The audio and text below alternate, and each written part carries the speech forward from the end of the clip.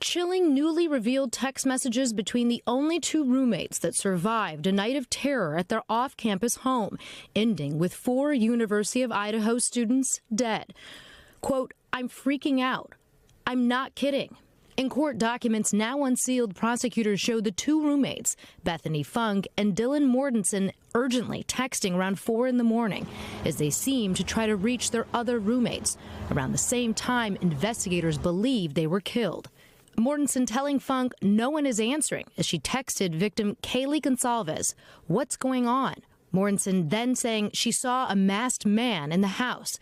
Quote, "It's like a ski mask."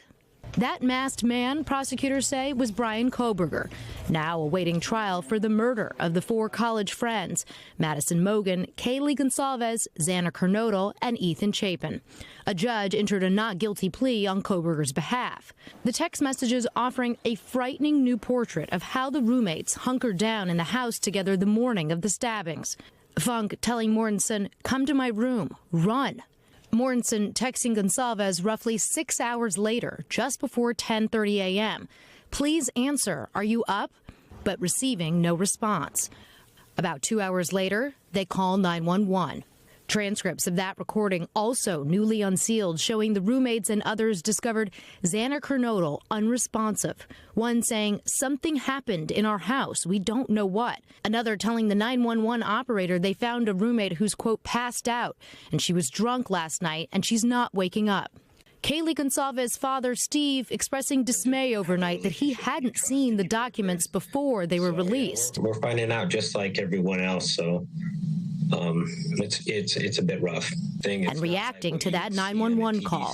That was a raw, emotional breakdown of 2 girls that were scared for their life. All this as Kohberger's defense strategy also comes into sharper focus. His lawyers writing in a motion that investigators discovered a 3-person mixture of unidentified DNA under Madison Mogen's fingernails, adding that comparisons to Kohberger's DNA profile were, quote, "inconclusive." The defense team also requesting to have certain language excluded during the trial, including the words psychopath and sociopath, as well as bushy eyebrows, which is how Mortensen described the attacker to police. So there have been so many questions about the hours that had passed between the stabbings and the call to 911. So in a way, the text messages shed some light on that. They do. That's going to be fodder for the defense on cross-examination. They're going to want to know, why did it take 8 hours to call 911? But of course, the prosecutors are going to have 2 very sympathetic witnesses on that stand that the jury is going to be understandable. We've seen through court filings, they know they were drinking that night. They know it was a party house, and they're going to be able to explain in their own words. They didn't think, likely, that there was a murder happening just, the floor beneath them.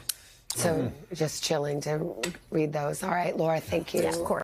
Hey, thanks for watching. And don't forget, you can catch the Today Show every morning on NBC or take Today when you're on the go. Just follow the Today podcast on Apple Podcasts, Spotify, or wherever you listen.